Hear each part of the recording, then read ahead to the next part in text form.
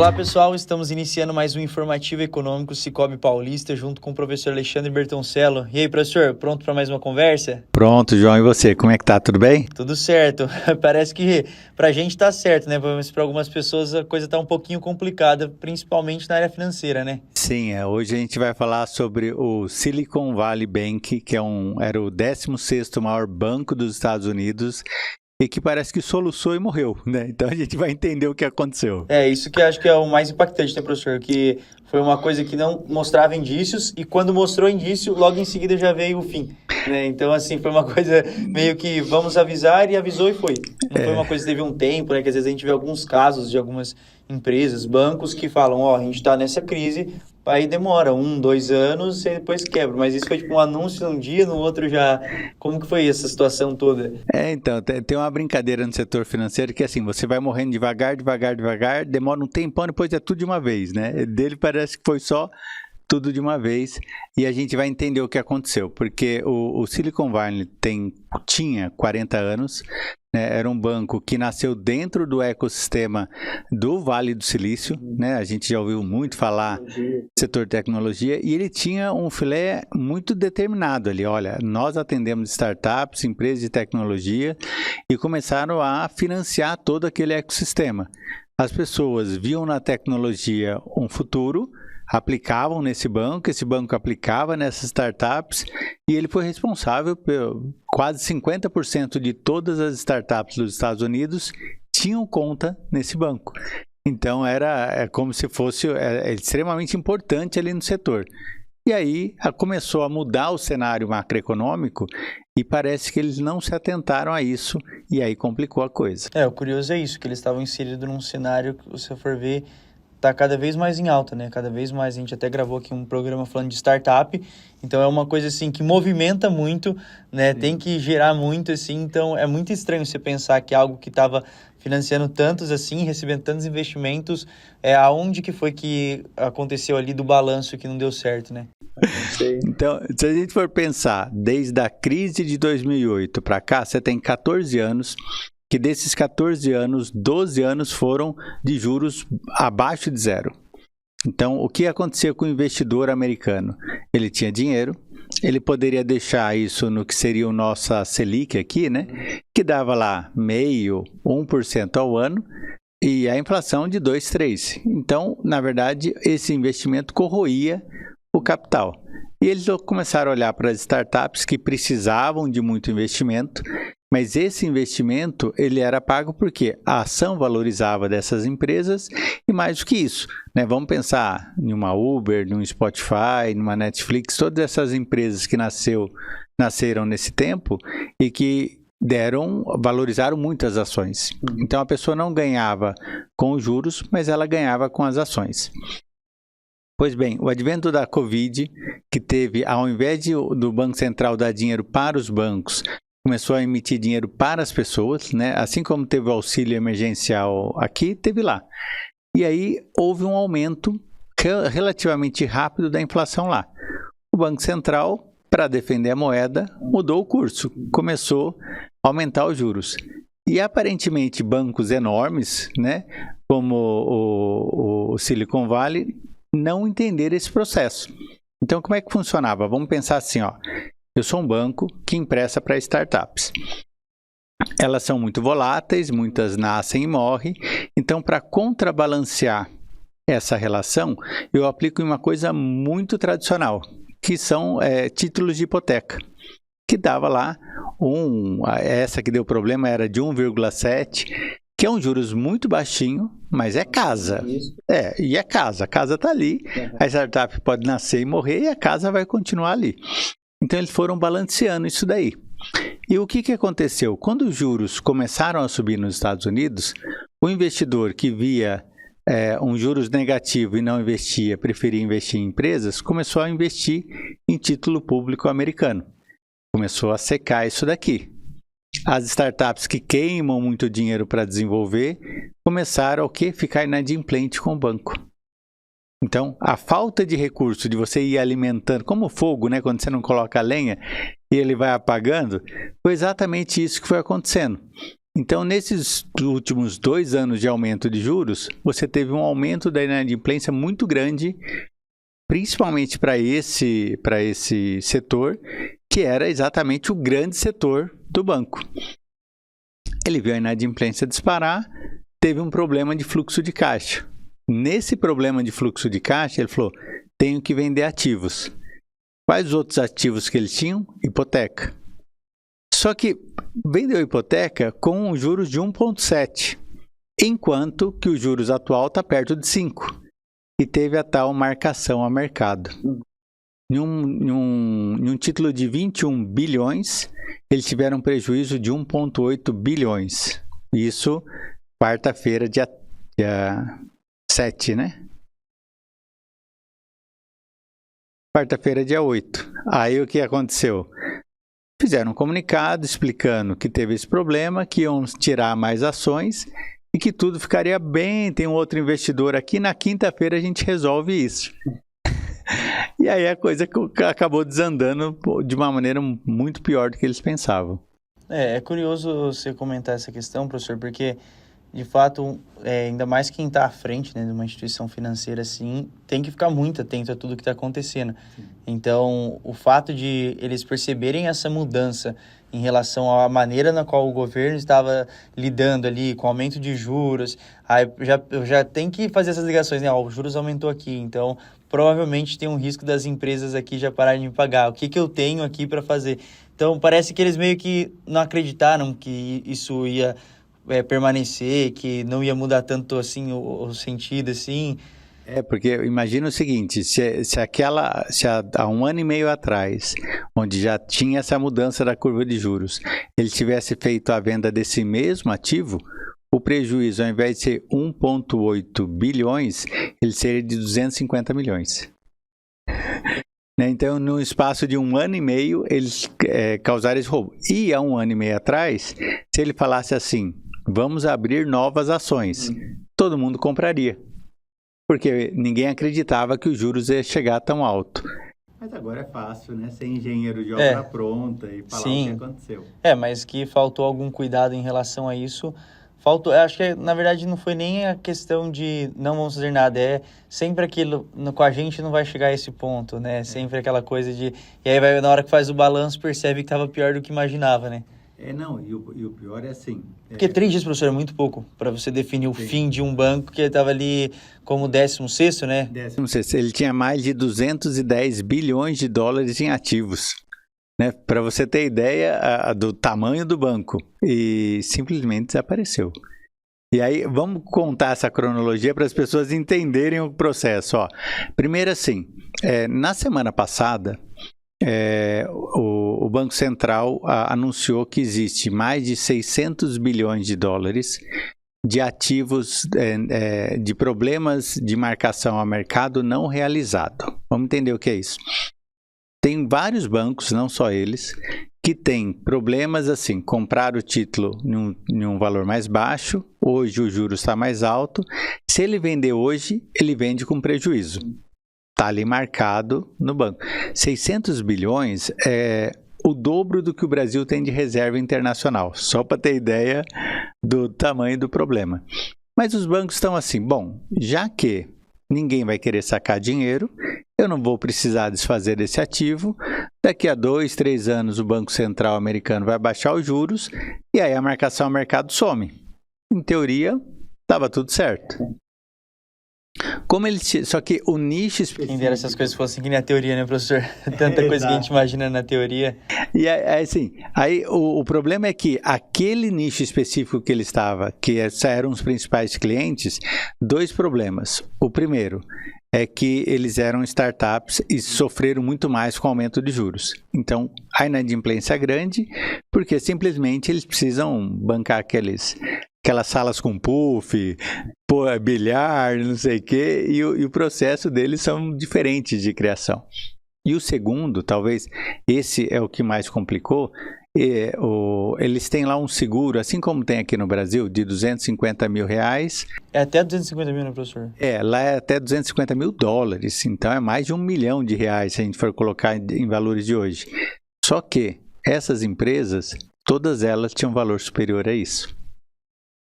Então, quando elas imaginaram que o banco poderia ter problema, e tudo startup, nem foram até no banco, né? Lá pelo computador mesmo, arrancaram o dinheiro. Então, na quinta-feira, né, que a gente tá falando, ó, quarta aconteceu o anúncio, na quinta houve esse... quarta anunciou o anúncio e falou assim, ó, tá tudo certo, a gente teve um prejuízo, estamos sendo transparente aqui, o nosso principal acionista vai colocar 500 milhões e a gente vai arrecadar 1,2 bi na quinta-feira, tudo certo, nosso fluxo de caixa volta ao normal. Quando chegou, abriu o mercado na quinta e ninguém comprou as ações, aí deu desespero em todo mundo. Porque era 1,2 bi que eles precisavam. Que eles imaginariam que ia vender de ações que... No dia abriu e as pessoas iriam comprar. Ninguém comprou. As empresas de tecnologia que estavam seguindo isso, em um clique, tiraram mais de 42 bi de uma hora para outra. Porque era um dinheiro que elas tinham ali. Elas são até credoras do banco, mas ela tinha dinheiro ali, tiraram dali e mandaram para bancos mais tradicionais. Nesse momento, quem ia aportar 500 milhões também não aportou. E aí despencou as ações, né? Aí foi o alarde que todo mundo começou a ver no noticiário. A gente falou das Americanas, né? Que tinha caído um absurdo esses dias. Lá, não, aparentemente não era uma fraude, mas as ações caíram em um dia 70%. Aí, quando fechou o mercado, ninguém sabia o que ia acontecer na sexta. E o mais estranho é que quando chegou sexta-feira, as pessoas ainda estavam, aqueles menores desavisados, ainda estavam tentando sacar e o banco já estava insolvente. Olha que loucura. Você está falando assim... Em 3 dias, derreteu 200 bilhões e o pior, o mercado assustou. Na sexta-feira, a queda das ações dos bancos nos Estados Unidos foi superior a 1 trilhão de dólares.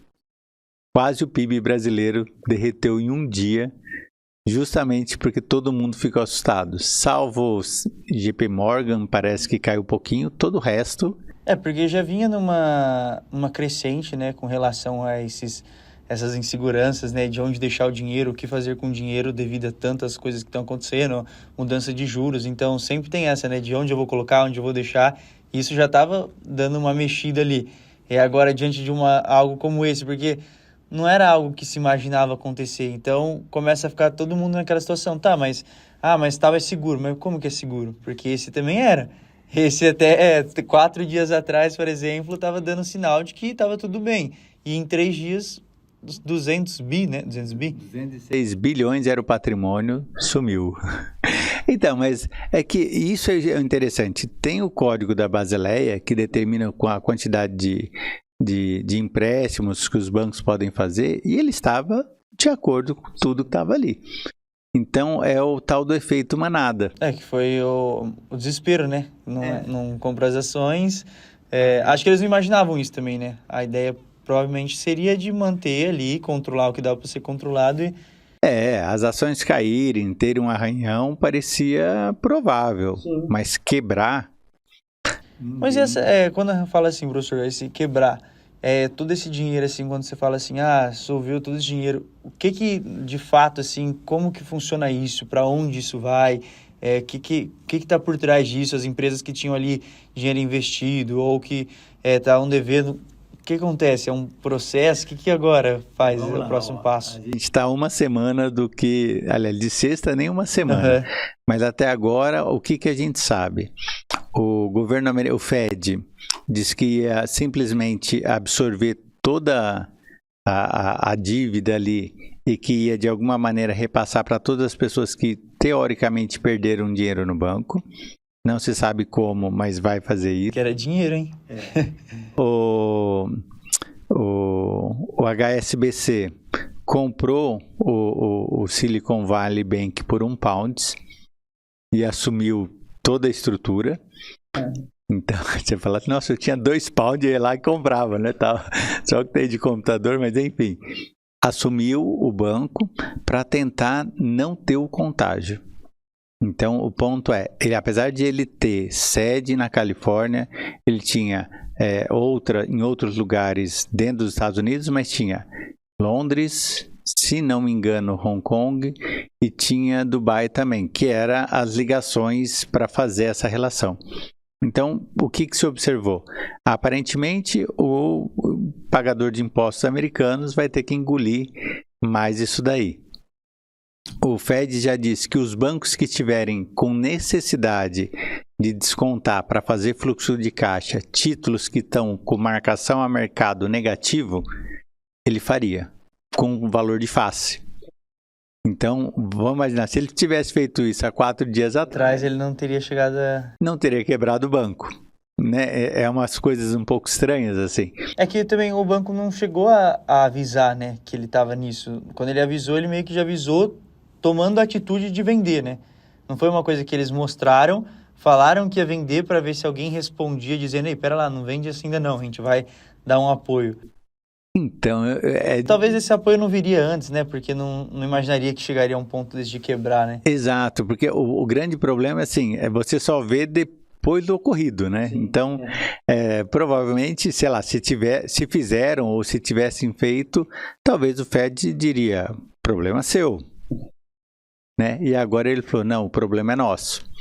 Então, porque impacta diretamente. Diretamente. Então, já está se falando que não só os 200 bi que o Fed vai ter que colocar no Silicon Valley, mas provavelmente ele vai ter que gastar 1 trilhão, porque você está falando 200 bi, 600 já está contabilizado. Então, vai aparecer mais 200 em algum lugar, ele vai gastar 1 trilhão de reais agora nos próximos 4 dias, para tentar segurar o setor financeiro americano. E isso impacta com relação aos juros, esse gasto que ele vai ter, porque assim, se ele está gastando tanto, de onde que ele vai depois arrecadar esse tanto que ele está tendo que gastar? Como que funciona para o fluxo também ali não ficar perdido? A parte interessante é que o Fed cria dinheiro do nada, né? Mas o ponto é assim, a gente está vendo a história sendo escrita e que vai mudar todos os conceitos macroeconômicos. Porque são duas situações. O Fed é pago, ele existe para manter o valor da moeda e para manter a empregabilidade. Então ele fica jogando com juros maior ou menor para fazer essa balança de equilíbrio. Quando ele subiu os juros, ele não só dificultou a vida dos bancos, né, das empresas, porque as startups ali foram as primeiras que sentiram. Mas se você for pegar as grandes redes de varejo, ou se você for pegar em fábricas, indústrias que estavam acostumados a pagar um juros de 1%, começar a pagar juros de 5%, está falando que é 5 vezes mais. Será que está no fluxo de caixa deles? Será que essas empresas também não estão quase quebrando? E aí que a gente precisa entender o que vai acontecer. Ou o Fed desiste de manter a inflação, né? Baixar a inflação e abaixa os juros para salvar a economia e deixa a inflação disparar e aí o Biden que se resolva com isso, pare de gastar, né? Ou ele mantém a função dele, que é proteger a moeda, e você vai ver uma recessão brutal na economia americana e global. E agora a gente vai ficar... Professor, é até curioso, você fala essa questão assim, dos juros que aumentou lá e essa questão do controle, né? Aqui também está tendo uma situação que nossos juros já vem sendo alto já há um tempinho. Sim. Né? Também nessa ideia de que a gente estava de controlar um pouco a inflação, ainda mais agora que mostra-se, né, o governo com a postura de quem quer gastar e usar mais ali da máquina. Então, para controlar essa inflação, os juros tendem a ficar alto. Se isso estourou lá com juros que é menor do que está aqui tem alguma coisa assim que mostra o indício de que tem que ficar atento, ou como a gente já está nesses juros há um tempo, já é algo que os bancos aqui, as instituições já se prepararam para isso, já vivem nessa realidade, como que funciona? Aí é importante entender isso. Se a gente for pensar, se a gente pegar nossos episódios do meio do ano passado, a gente falava, em março, né, nós vamos ter a baixa da Selic, porque já estava programado esse ciclo. Com o governo gastando mais, o Banco Central falou, não vou baixar. Tem uma parte boa e uma parte ruim nessa história. O Brasil convive com juros altos há muitos anos. Então, os bancos não fizeram... Sempre foi estratégia, né? Nunca foi... Então, eles não caíram no mesmo problema que existe, porque nos Estados Unidos não tem juros pós-fixado praticamente, existe pré-fixado. E lá sempre teve esse costume, você falou de ter zero, né? E há muito tempo, e assim, quando você trava, naquele caso específico que era de 1,7, é 1,7. Mas eles tinham tanta confiança na economia que achava que poderia ser 2 ou 1,5, mas nunca seria 5. O que é a maioria do crédito que os bancos acabam gerindo aqui? Que é o DI, mas que os juros é pós-fixado. Então a Selic subiu, tudo subiu, vida que segue, e esse problema de marcação ao mercado é muito menor aqui do que lá fora. Então, a parte bancária brasileira, eu acho que está bastante sólida. Preparada nessa questão, né? Nesse ponto, não. O único problema é o outro lado que a gente falou, as empresas lá podem quebrar. O que a gente vê aqui no Brasil é que as empresas estão com problemas. Porque se você pega uma Selic... A gente vê muitas que até estão parando as atividades aqui, até por conta desse aumento de juros, porque acaba que no final está atrapalhando muito, né, no balanço. Porque pensa assim, 13%, bom, 14%, vamos pensar assim, custo de oportunidade 14%. Qual empresa no Brasil tem 14% de lucro líquido? Então, é lógico que ninguém larga o seu negócio, mas ele já vem que, assim, se a empresa der lucro, ele aplica esse lucro no mercado financeiro. Ele não vai abrir, nesse momento, uma nova filial, não vai ter esse problema. E algumas empresas que não conseguem, elas estão tendo prejuízo. E aí sim você passa a ter um aumento de inadimplência, uma redução do crédito. Então, apesar do governo estar assim, gastando loucamente, você observa que a inflação esse ano deve chegar a 8%. É muito acima da meta? É muito acima. Mas se o povo tivesse dinheiro para comprar, batia 10 sem problema. Então, eu vi até algumas fake news do tipo, banco A, banco B vai quebrar, não sei o quê. Então, com relação a isso, professor, não precisa ter esse desespero aqui também de efeito manada, meu Deus, surtou lá, tá chegando aqui. Não, dessa vez... Porque sempre tem essa coisa, né? Não, se nos Estados Unidos aconteceu isso com um banco que era o maior, assim, aqui então a gente também vai ter esse tipo de situação. E não é bem assim que funciona. Não. Se a gente for pensar... Bom, são mercados diferentes, né? Primeiro, nos Estados Unidos existem mais de 5 mil bancos, né? No Brasil, se a gente for pegar os 5 maiores, tem 80% do mercado. Então, já é uma concentração completamente diferente. Mas você tem, entre as cooperativas de crédito e os bancos, até os bancos digitais, você tem poucos bancos. E eles estão muito mais sólidos do que no mercado financeiro americano. Por quê? O crédito aqui é caro, você escolhe muito bem para quem emprestar e você não tem os desdobramentos de crédito que lá a gente conheceu como subprime em 2008. Aqui no Brasil esse mercado não existe, que seria mais ou menos assim. Eu vou no seu banco, pego um crédito para a hipoteca da minha casa, para financiar a minha casa. Depois o Bruno vai lá e compra o meu crédito para ajudar de caução para outro crédito, né? Que isso é muito comum lá. Aqui não existe. Se não existe, mesmo que tenha um problema pontual, não tem contágio, porque acaba tendo... o medo deles agora, nesse momento, é sendo essa questão do contágio, né? Porque você fala assim, quantos bancos dependiam do crédito do Silicon Valley Bank? 40? Bom, então esses 40 têm alguma ligação. Esses 40 têm ligação com outros 40 e assim vai até que respingue em todo mundo lá. Exatamente. Então esse é o grande medo nos Estados Unidos e por isso o Banco Central lá agiu tão rápido e gastou tanto dinheiro. O único ponto é que, como esse dinheiro ele é, em última análise, para os acionistas, e em última análise, ajudando a quem errou, vai contra o que a gente conhece de capitalismo.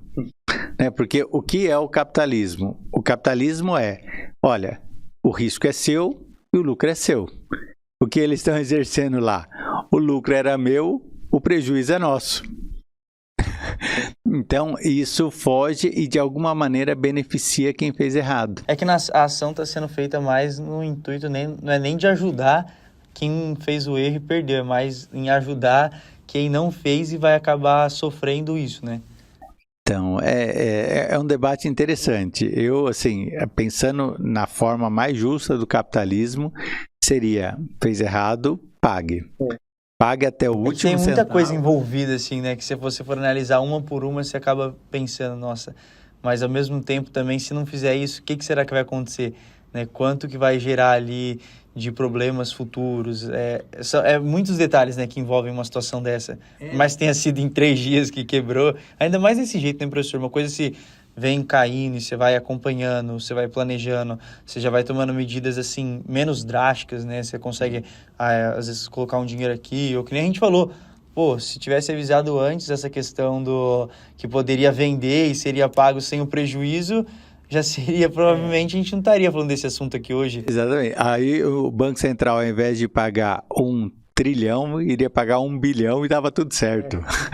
Né? Você está falando 1000 vezes menos para conseguir resolver isso. Mas o fato é, toda vez que eu tenho um erro de mercado e eu absorvo o erro do mercado, você está dizendo assim, ó, esse banco que lucrou muito, porque se a gente for observar, ele saiu de um banco muito pequeno, no Vale do Silício, né, para o 16º maior, graças ao quê?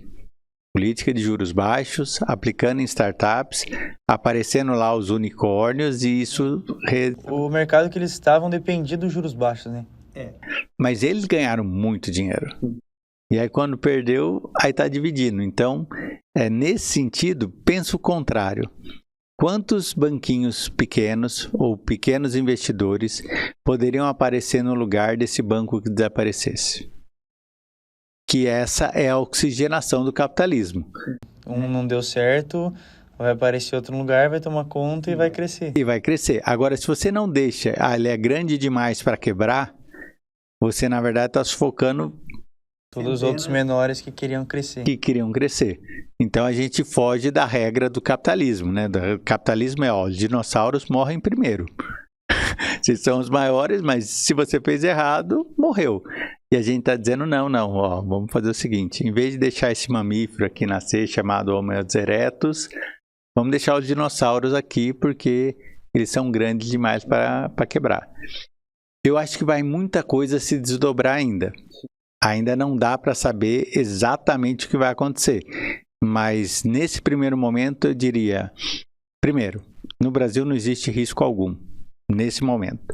Existe o risco interno. A gente já faz muita coisa errada aqui dentro, não precisa se preocupar muito com isso lá fora. Mas lá fora, se eles baixarem os juros ou aumentarem muito essa liquidez, eles vão exportar a inflação. E aí sim vai afetar a gente. Porque como eles têm um controle através do dólar, né? Exatamente. Todo mundo é impactado. Todo mundo vai impactado. Porque tem a teoria do dólar milkshake. Quando tem o problema, as pessoas chupam o máximo dólar. E nesse momento, o dólar dispara. O dólar disparou, a gente vai ter inflação no mundo todo. Inclusive aqui no Brasil, que a gente devia estar fazendo dever de casa para sofrer menos. Como a gente não está, a possibilidade de sofrer um pouquinho mais com a inflação é maior, né? Mas então, por enquanto, professor, se fosse pensar em cenário, essa questão do medo no sentido de investimento, né, de onde deixar, para a gente aqui no Brasil, continua mantendo aquela ideia de que ainda vale a pena investir na Selic, nesses que tem, né, que seguem a Selic por conta da segurança que ainda tem, porque está alto e está rendendo. Seria isso mais ou menos o que teria que continuar a se manter aqui? Exatamente. Olha, não se desespere, não é nada que vai acontecer aqui agora. Vamos tirar e botar embaixo do colchão o dinheiro. Ainda mais no Brasil, né? Se você estivesse no Japão e colocasse embaixo do colchão, no máximo você poderia esquecer lá embaixo, né? Aqui no Brasil não, então assim... Está rendendo... Quanto está a Selic hoje? 13,75. Vai tirar para quê? Deixar assim... Continua lá, não existe um risco bancário. O ideal é que a gente vai ter que observar os próximos movimentos. Se Se o Fed continuar subindo os juros, isso quer dizer que provavelmente a Selic subirá. Se o Fed diminui ou para de subir a taxa, vai subir a inflação. A possibilidade aqui nossa do Fed, do Copom não subir a Selic também é grande. Ao mesmo tempo, a gente vai ter no médio prazo o ricochete da inflação, que aí ela vai vir, não vai ter jeito. Vai ter juros altos e inflação. Aí vai estar bom. Aí vem o combo completo. Não, mas assim, estão pagando para a gente esperar, invista, espere. Não tenha medo dessa questão do risco bancário, ele ainda não existe. E se aparecer qualquer coisa que a gente fala, mas na dúvida, vai lá no gerente, conversa com o gerente do Sicoob, se tranquiliza, não tem esse problema. O único ponto é que tudo que se faz, né, não tem almoço grátis. Eles estão tentando ter um almoço grátis lá, a janta vai vir dobrado. É isso aí, professor. Agradecer pelos esclarecimentos. Acho que esse é um assunto que o mundo inteiro, né, o mercado econômico está comentando essa semana. Muitas fake news, que nem você falou. Então, acho que é importante a gente trazer esses pontos, esclarecer o que está acontecendo, o que pode não vir a acontecer, como você já deixou claro que em relação ao Brasil não tem esse risco. Então, acho que é importante. E eu acho que para quem também está nos assistindo, o professor terminou com uma frase aí, né? No finalzinho você falou, estão pagando para a gente esperar. Então, acho que isso é importante a gente saber, para a gente ter essa paciência, essa calma de vamos ver o que está, então, tá ruim o cenário, não está dos melhores? Sim, mas também, em certo termo, estão pagando ali para a gente deixar nosso dinheiro rendendo. Então, vamos aproveitar que estão fazendo isso, vamos mergulhar também nisso, vamos deixar o dinheiro ainda investido ali. E vamos aproveitar dessa Selic até que venha novidades. E quando vier novidades, a gente também vai estar aqui conversando e vai estar falando o que é o melhor a ser feito, né? Exatamente. Já apareceu novidade, vem aqui no informativo que a gente fala. É isso aí, professor. Obrigado. Obrigado você também que nos assistiu até o final. E qualquer dúvida, né, que surgir, tem um informativo econômico que está lá o professor toda semana, ele está colocando pílulas, colocando as novidades que acontecem no mercado. Também temos nossos gerentes do Sicoob Paulista que estão preparados para atender e tirar todas as informações do melhor investimento para você, baseado em tudo aquilo que você quer enquanto expectativa de crescimento. Então, nos sigam também nas redes sociais e acompanhem todo o nosso conteúdo. Obrigado, até a próxima.